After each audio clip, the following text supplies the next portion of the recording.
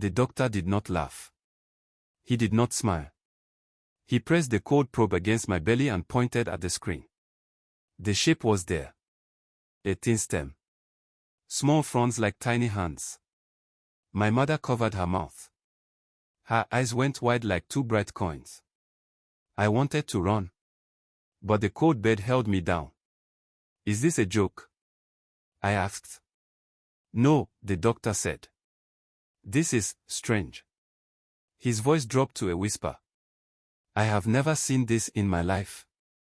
In that moment, a small sound rose inside me. Not a growl. Not gas. It was like wind moving through leaves. Soft. Dry. Ancient. My skin prickled. Lagos traffic screamed outside. Horns. Shouts. The generator in the next building coughed. But all I could hear was that sound. Leaves. Inside me. Listen. If you stop here, you will miss the one thing the tree told me, the one thing that changed my life and saved my mother. Keep your eyes on this story. Because the part after the hospital door, that is where everything breaks.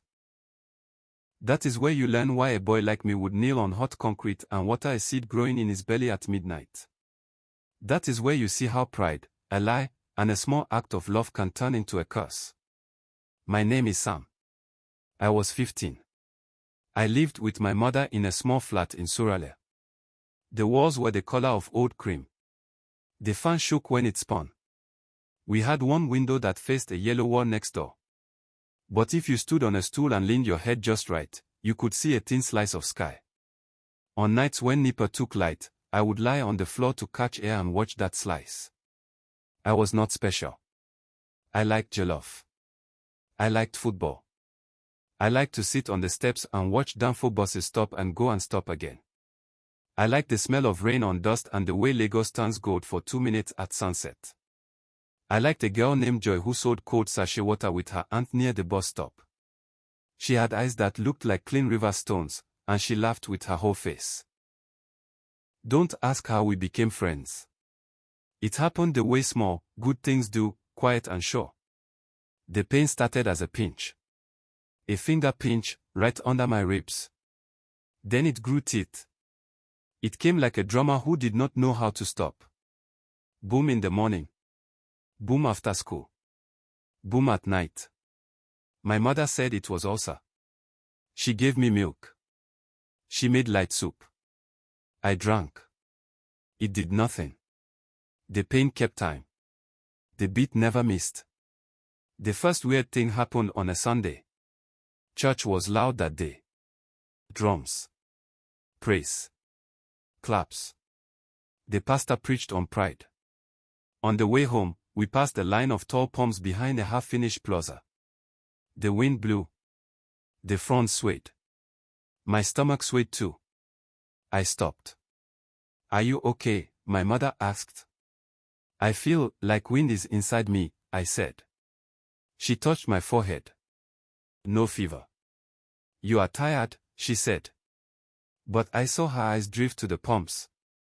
I saw something flash there. Fear. Memory. A shadow moving behind a curtain. That night I dreamed I was standing in an empty car park. The ground was cracked. Water poured in small holes. In the middle, a tiny palm sprout pushed up through the concrete, bright green, soft as a new song. It turned to look at me. Yes. A plant turned and looked. And in a voice that sounded like dry rain, it said, "Do not be afraid, small one." I came because someone called me. I woke up sweating. The room was hot and still. The fan had stopped. NEPA had gone again. Outside, a generator coughed and went quiet. I laid a hand on my stomach. It was calm. My mouth tasted like palm wine, sweet and strange. On Monday, I told Mike at school. Mike was my friend, or I thought he was. He wore his hair low and clean. He was tall and walked like the ground belonged to him. He laughed a lot. He also liked joy, I think, though he never said it. Boys hide many things. A tree, he said. In your stomach. I'm not mad, I said. I saw the scan. He laughed till tears came. Guy, you swallowed seeds, ABI. He pointed to the ground. You know if you swallow seed, it will grow. I don't swallow seeds, I said. But a flash hit me. A small, silly memory from when I was little. I was 4. Hungry. Crying. My mother grinding peppers. She gave me something small, dark, and oily. Suck, she said, so you will keep quiet. It tasted like sun and stone. I fell asleep with it in my mouth. I never asked what it was. Why would I? Mike spread the story by break time. Boys laughed. Girls whispered. Some people made rustling sounds when I walked past, like leaves. One boy held a sachet water to my stomach and said, "Do you want me to water it for you?" I slapped his hand. He pushed me. I pushed back. We fought. A teacher pulled us apart. I saw Joy at the gate. She saw my neck, which was red. She frowned. "Sam, what is going on?" "Nothing," I lied.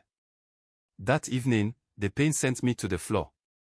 My mother lifted my head and sang a low song, that old Igbo lullaby she sang when I was a baby. Her voice shook. She called Pastor Ben. He prayed over the phone. He told us to come for deliverance. My mother said yes. Then she called a number and spoke in a language I did not know she still remembered. When she ended the call, her face had a look I had never seen before, like a person standing on a bridge, and the wood under her foot just cracked. We went to the hospital first. The doctor did the scan. He called another doctor. They both looked at the screen for a long time. The second doctor said words I did not understand. They told us to come back in 2 days. They wanted to repeat the scan. They wanted to observe. That night, I got a text from a number with no name. No country code. No digits I could call back. It said, "Water him at midnight. If he withers, you will break." My hands turned cold. I showed my mother. She read it once. Twice. She did not blink. "Midnight," she said. "We will do it." She did not ask who sent it. She did not say it was foolish. She went to the kitchen, filled a cup, and set it on the table like an offering. At 12, I stood barefoot on the small square of tiled floor. My mother lit a candle because light had gone again. The candle flame danced. Shadows ran up the wall. The room smelled like wax and the last of the day's oil. My mother stood behind me and held my shoulders. "Say a prayer," she whispered. I lifted the cup. I pressed it to my lips. I felt shy, stupid, scared. Then the sound came. Leaves. Inside me. A soft call. The same voice from my dream, almost a sigh, "I am thirsty." I poured. Water slid down my throat, cool and simple. It reached a place I had never felt before, like a small room under my heart. The sound of leaves grew soft and happy. My stomach relaxed. My body felt light, like clouds had moved away from the sun inside me. The candle flame stretched and stood tall. "Who are you?" I whispered. The answer rolled through me like a dry river waking after rain. "I am the child of a promise," the voice said. "I am here to remember." "What promise?" I asked. Silence. The kind that makes your bones feel hollow. In the morning, my mother was already awake and dressed. She wore a wrapper with blue birds on it and a white blouse. She held a small bag in one hand. "We are going to see someone," she said. "Pastor?" I asked. "No," she said. "An old friend." We took a bus to Oshodi. The air smelled like diesel and roasted corn. Hawkers moved like fish in a fast river. My mother led me through a narrow alley to a small shop with a green door. An old woman sat inside, her hair white like salt. Her eyes were clear and sharp. She looked at me once and then at my mother. "You came," the old woman said. My mother knelt. Mama Ruth, she said, her voice soft. I need help. Mama Ruth looked at my hands. I warned you, she said. Long ago. I remember, my mother said. But he was crying. He was hungry. The rain did not stop. We were stuck. I was alone. I was young. I was stupid. What did you do? I asked. My mother's eyes brimmed. When you were a baby, she said, you would not stop crying. We had no food. The flood had taken the small store. Your father was gone. The word caught her tongue. I carried you to the old Plaza, the one with the palms behind it. Mama Ruth worked there then, in the small kiosk, selling cloth and herbs. She told me stories. She told me not to take fruit from the sacred palm that grew by the back wall. She said it was not a normal tree. It belonged to a family. It belonged to a promise. You took it, Mama Ruth said, not angry, just sad. I took one palm kernel, my mother whispered. Only one. I cracked it with a stone and pressed the oil to your lips. You stopped crying. You slept. I thanked God. I went home. The next day, a man came to our door. He was tall and had eyes like deep water. He said, you have tasted a promise that was not yours. The tree will follow your child. It will grow in him if ever his blood calls it. But the tree is not only a curse. It is a witness. When the debt is paid, it will leave him whole. Then he left. I stared at her. The room swam. You fed me, a promise. I fed you to keep you alive, she said. Tears ran down her face and fell on the floor like small coins. I was wrong. I was right. I don't know anymore. Debts, Mama Ruth said. They always come back like harmattan dust. What debt? I asked. Mama Ruth's eyes moved to the door, to the street, to the life outside. Your father caught a palm that he should not have caught, she said simply. He did it for quick money. He sold the wood.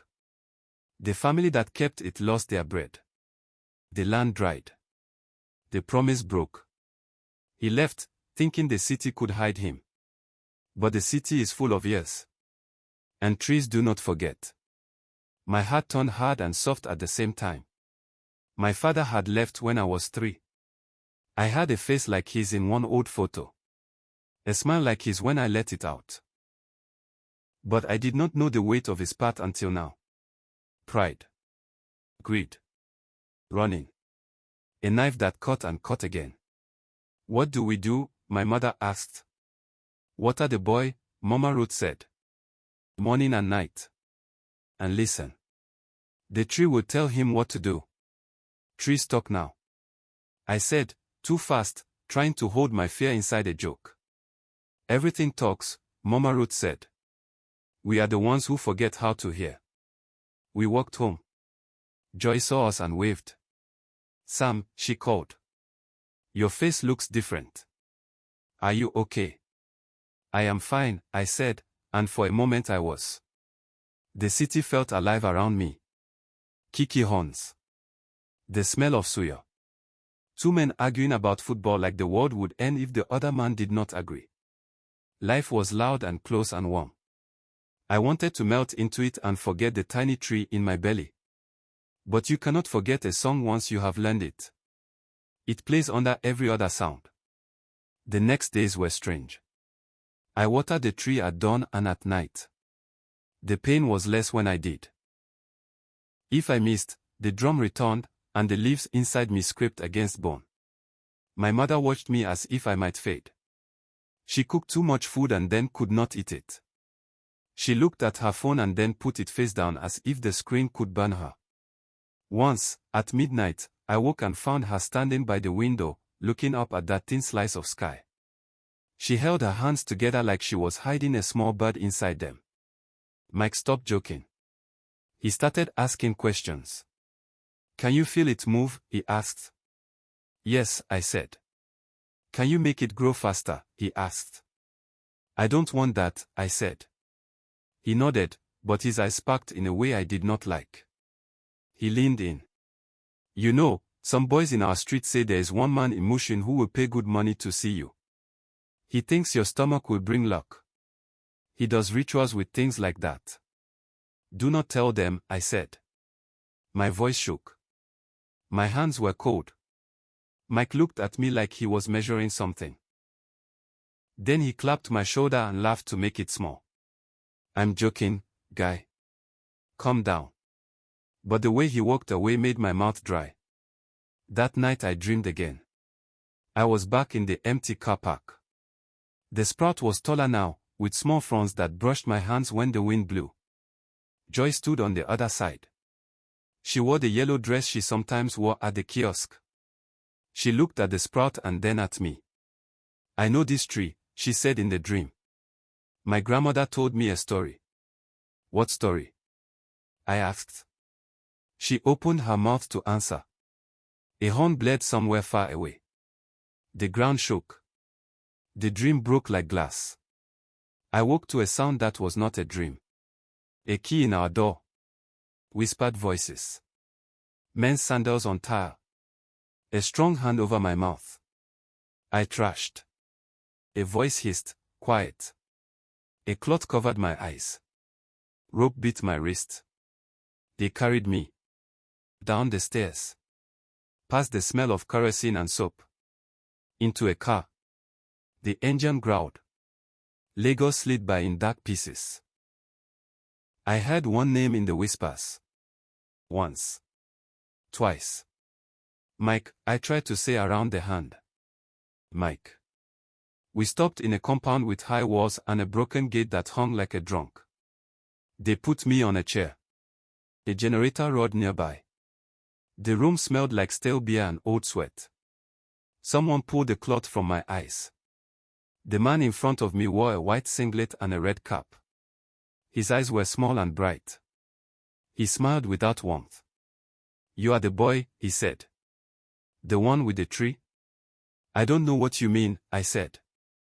You will, he said. He turned to someone behind me. Tell your friend to send the rest. Which friend? I asked, even though my chest already knew. Blood knows betrayal before the brain does. He chuckled. The tall one. Clean hair. Sharp mouth. I closed my eyes.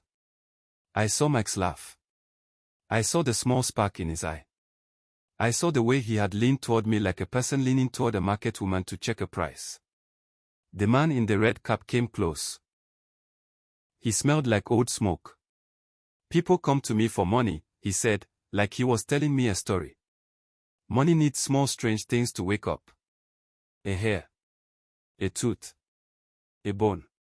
A seed. But a tree inside a boy. He smiled wide. That is a river. I am not a river, I said. I am a person. People are the biggest rivers, he said. Now. You will drink this.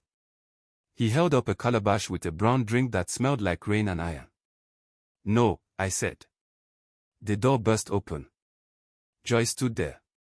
She did not look like a girl who sold water. She looked like a storm in a yellow dress. Her eyes were hard. Her hands were steady. Behind her came two men I had never seen, strong, quiet, with arms like ropes and eyes like night. One carried a long stick. The other held a small bag that glinted gold at the mouth. Leave him, Joy said to the man in the red cap. You touched a promise that is not yours. The man laughed. Who are you? Joy stepped forward. She did not shout. She spoke like rain speaks to dust. My family kept the sacred palm behind the old Plaza for 3 generations, she said. We made oil for children and kings. We never sold the tree. We never cut it. When the city grew greedy, we gathered the roots with our bodies. When a man cut it with a silent blade in the night, we buried the stump with our hands. When the fruit called to a crying baby that night in the flood, we watched and we wept, because we knew the death would follow that child. You, with your small cap and your dry heart, do not belong in this story. Silence fell like a heavy cloth.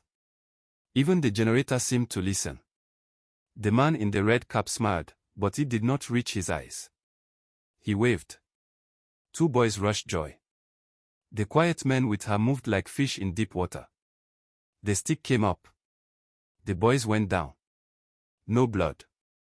No shout. Just soft, hard thuds and the sound of breath leaving noses. The man in the red cap reached under the table for something. The quiet man with the bag stepped on his hand. Come. Firm. The red cap man hissed. Then he sat back and smiled with his teeth. Take him, he said. But the city will still want him. River boys always find the sea. Joy came to me. Her hands were gentle. She untied the rope. She touched the side of my face like you touch a cracked cup so it doesn't break more. Can you walk? She asked. Yes, I said, and I did. We walked out into the night. The sky was black and wet. The air smelled like wet dust. There was no moon. Lagos was loud again. I wanted to cry. I did not. We reached the main road.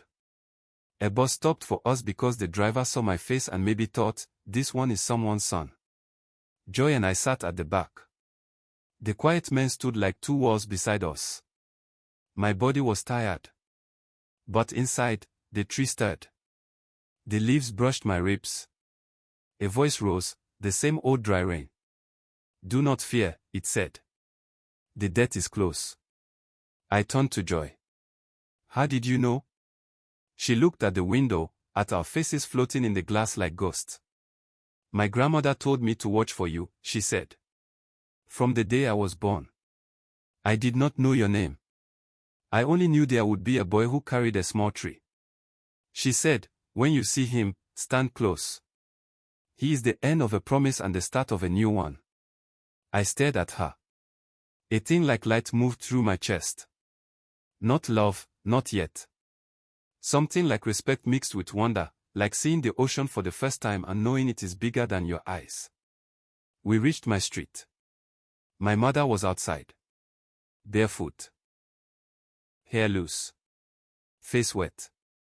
She ran and held me like she thought I would blow away. She thanked Joy. She thanked the quiet men. She thanked God in English and Igbo and in the language that lives inside tears. Joy's aunt came later with warm bread. We all sat in our small room. The fan worked now. The candle was a small white hill of wax. We chewed bread and drank water and were silent together. That kind of silence is the best kind. It sits with you like a friend. In the morning, the death arrived on 2 feet. My father walked into our compound. He had more belly now and less hair. He wore a clean shirt and a hard smile. He carried a small bag that made a heavy sound when it hit the floor. Neighbors came to their doors. Curiosity is a strong motor in Lagos. Joy stood by the gate. The quiet men were gone, like they were only part of the night. Hello, Ada, my father said to my mother like he had never broken anything in his life. My mother stood straight. John, she said, and her voice was a knife wrapped in cloth. He looked at me. He looked at my stomach like he could see the small leaves inside.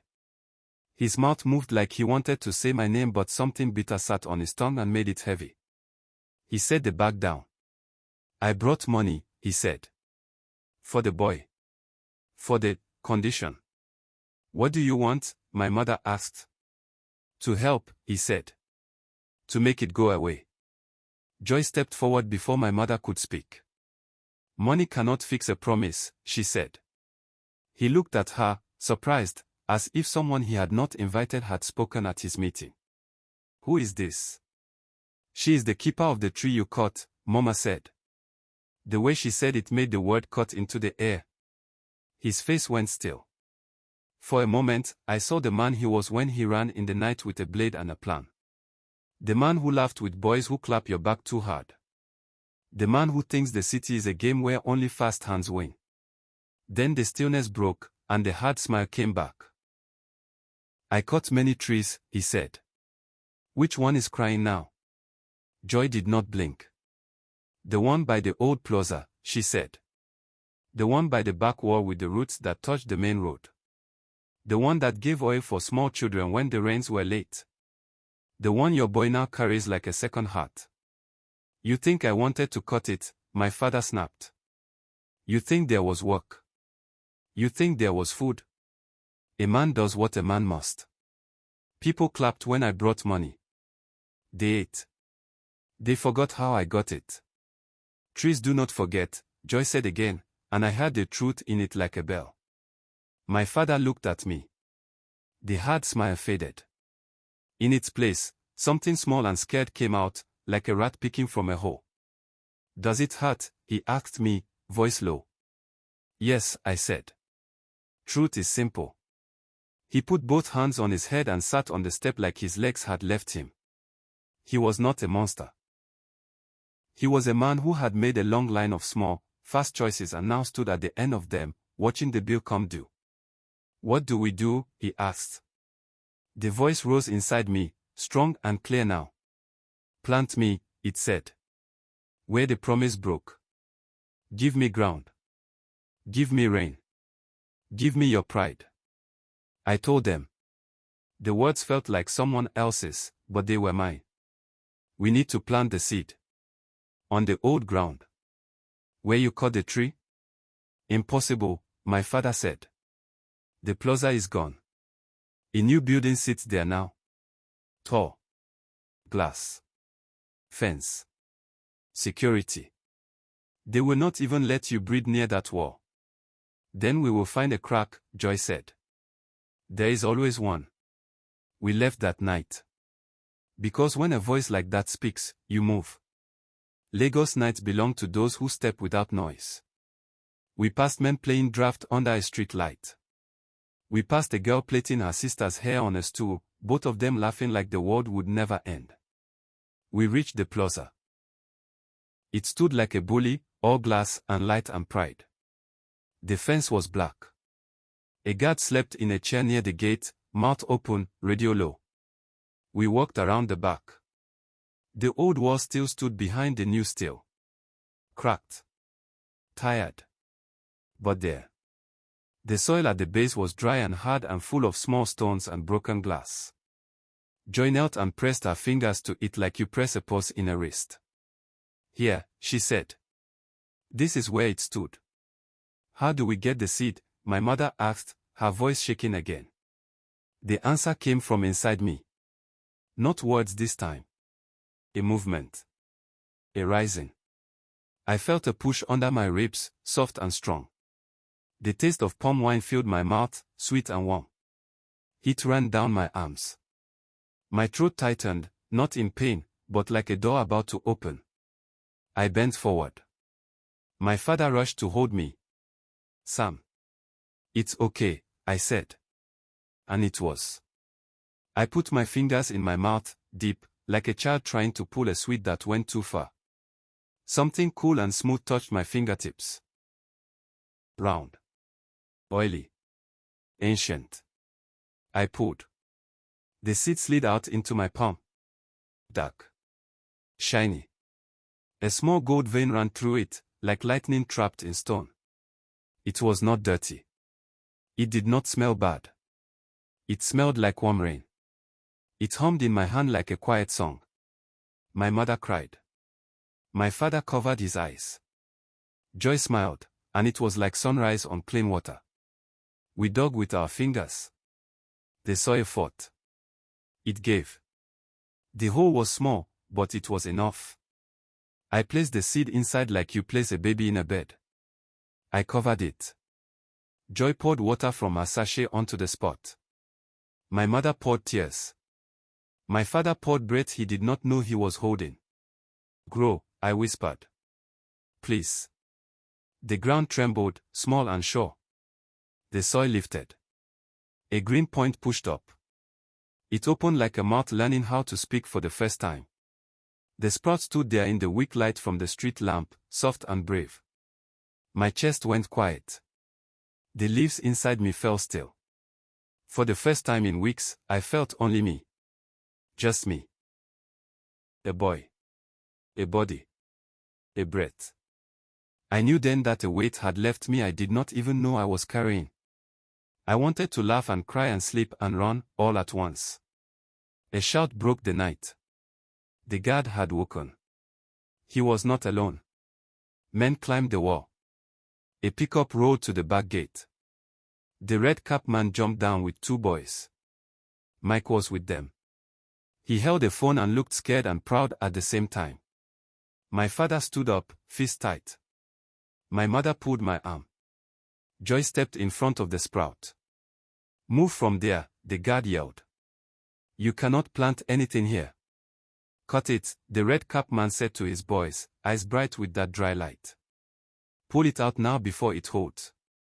I stepped forward. Do not touch it, I said. My voice did not sound like my own voice. It had weight.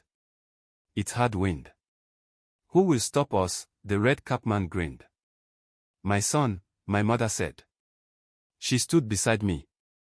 Her voice shook, but she stood. My father came on my other side.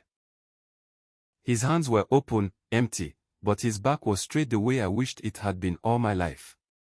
Joy stood before the sprout, feet apart, shoulders set.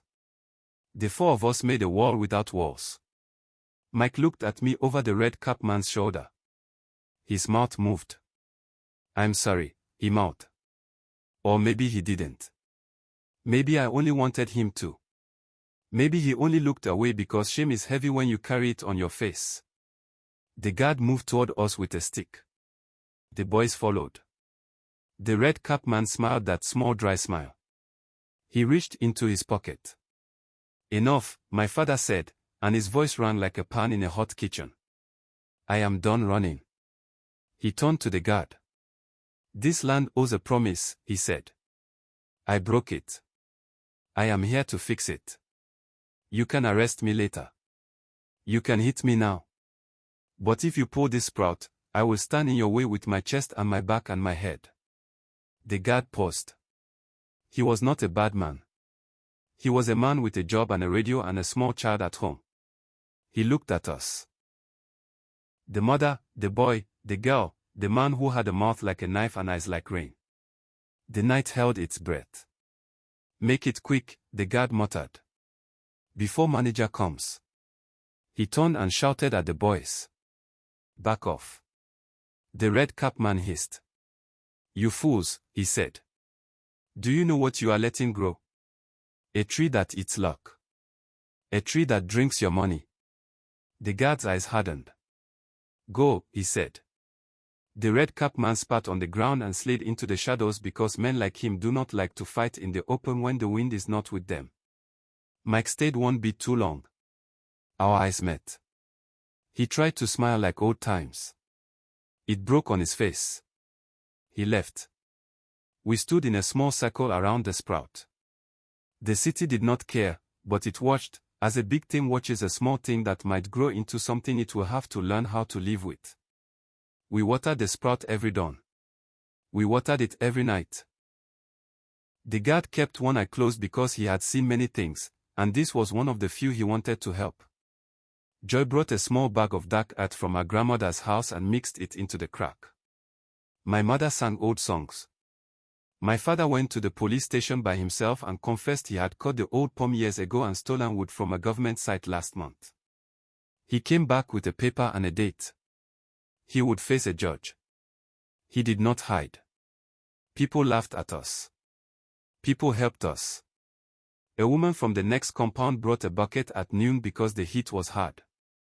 A boy from across the street stood guard when we went to school. A man who sold suyo made a small fence from sticks. Lagos is a loud city, but it has hands. As the sprout grew, the pain inside me went away, like a drum moving down the road. The rustling leaves in my belly faded to a memory. The voice whispered once, soft and full. Thank you, it said. You kept me alive. Now let me stand. 2 weeks later, the sprout was a real plant. Small, yes. But sure. The Plaza wall looked different with it there. Softer. Kinder. People stopped to look. Some crossed themselves. Some shook their heads. Some smiled.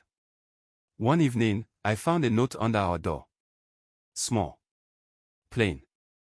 No name. I am sorry. It was from Mike. I knew his writing. It looked like someone trying to run with a limp. I stood by the window with the note in my hand and felt 100 things at once. Anger. Hurt. Sadness. Memory. The way we used to laugh. The way he had looked away. The way a friend becomes a stranger and then, sometimes, a person you might greet again one day without pain. I put the note on the table. Will you forgive him? My mother asked. Not today, I said. But maybe one day. Good, she said. Hold both truth and mercy. They are like two hands. Use them both or you will drop yourself. The court day came. My father wore a clean shirt. He looked at the judge and spoke plain. He did not cry. He did not shift blame. He said yes when the truth was yes and no when it was no. The judge listened. The case for the old poem was gone to dust, no papers, no records, only memories. But the new theft had papers. My father got community service and a fine he could not pay in one day. He did not complain. He worked. He swept. He carried. He came home tired and quiet and different. Pride is a heavy coat. He took it off and stood in his own skin for the first time in years. Days turned to weeks. The tree held. Its fronds reached up, small, brave hands. The Plaza manager came and stood with his arms crossed and his mouth tight. He wanted to pull it up. He also did not want to be the man on video pulling up a little tree a boy had planted with his mother in the night. He called his boss. His boss called another boss. Nothing happened. Sometimes the best help you can get is the help of men who are too careful to do the wrong thing in daylight. Joy and I sat by the wall most evenings.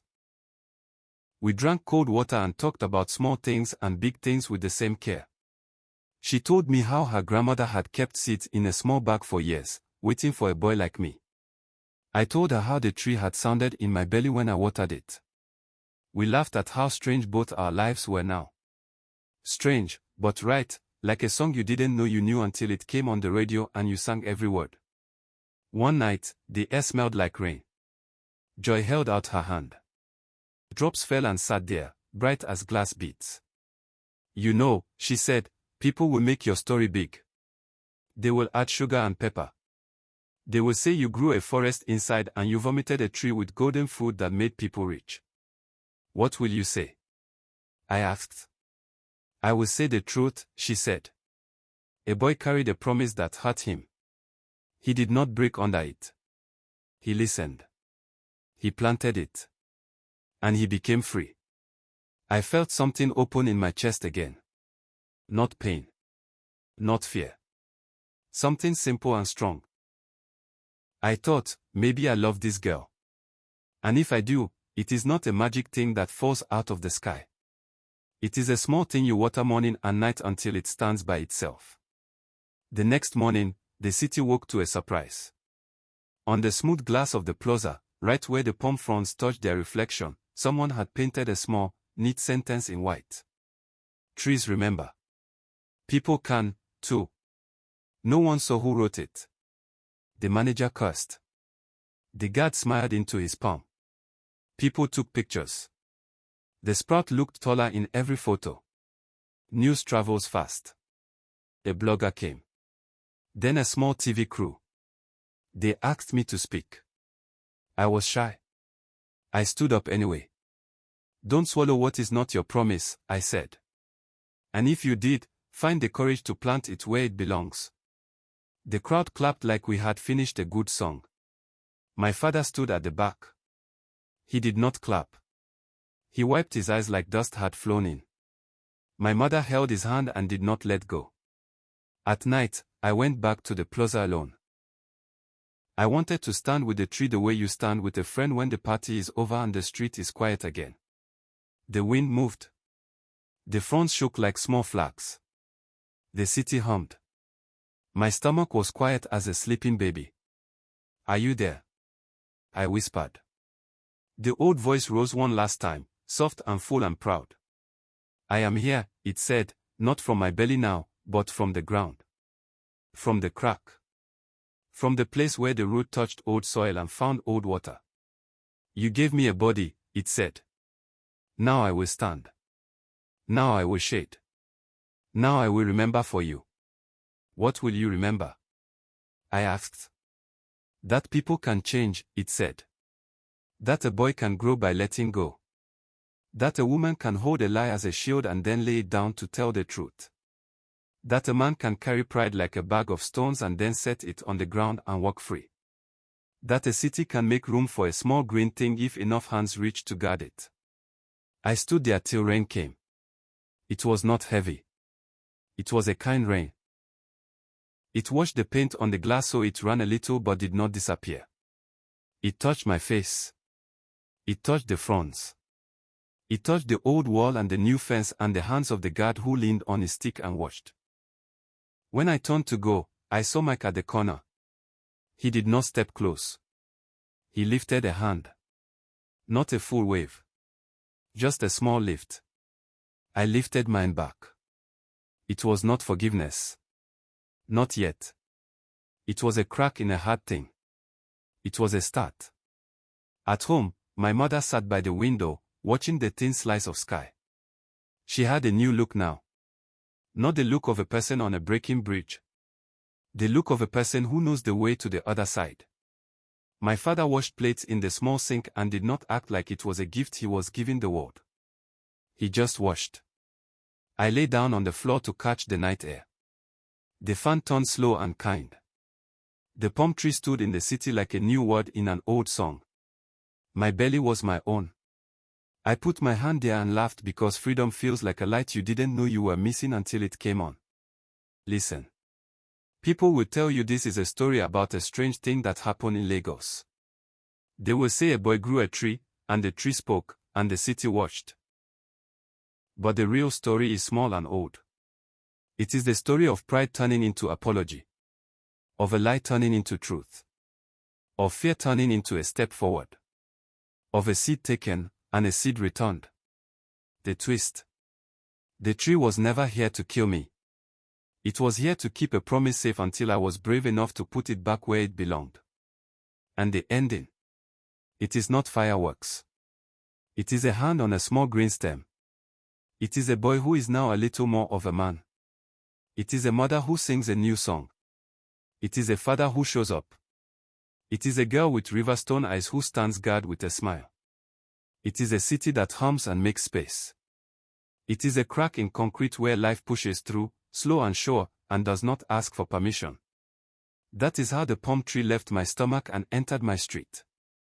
That is how trust returned to my house. That is how I learned that some debts are paid not with money but with courage. And if you pass through Surulere on a hot day, and you see a young palm leaning into the wind behind a black fence, stop. Touch the air.